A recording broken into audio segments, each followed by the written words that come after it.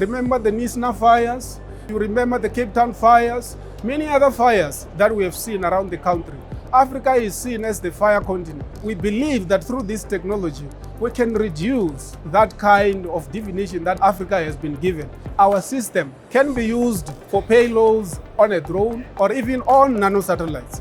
We want to see our drones being flown, detecting fire at early phase, being able to transmit imageries to the ground station as early as possible to enable the reaction units to fight fires as early as possible. We have an SMME called Autonosky that is based in the Cape Town.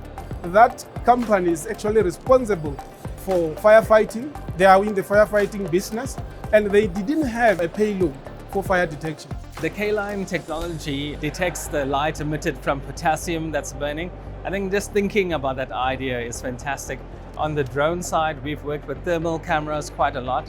And when it's on a very hot day, it's actually very difficult to differentiate between fire that's starting out and a very hot rock, for example. And you could get lots of false positives. And this, for me, was such a novel way of eliminating those false positives, being able to do detections on a single fly pass without having to go again and again to try to differentiate minor changes in the sensitivity. Lots of these fires start in hard to reach places, and I think drones is part of the solution so we can reach these places, but using sensors and technology like the CSIR has developed really completes the solution. So what makes Autono One special is that it's a versatile drone, so you can plug in multiple payloads very quickly. We have made it plug and play, and it's upgradable. So as we get more technology, we can upgrade it. You know, when you bring those two aspects together, it becomes a great platform for something like the K-line sensor. We can plug it in, send the drone out.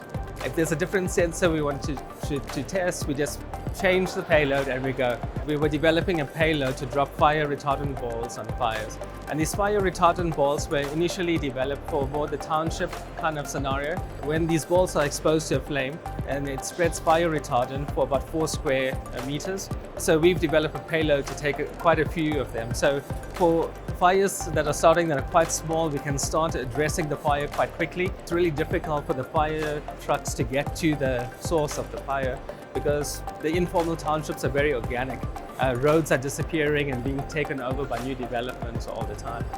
Whereas drones can get to where the fire is and address it with this type of technology. And there's nothing that competes with it right now. There's no other way to get somewhere that's hard to reach very quickly and to apply technology that is, such world-class to save lives, limit destruction. It's a fantastic initiative. I'm hoping it's the first of many that we can do with the CSIR.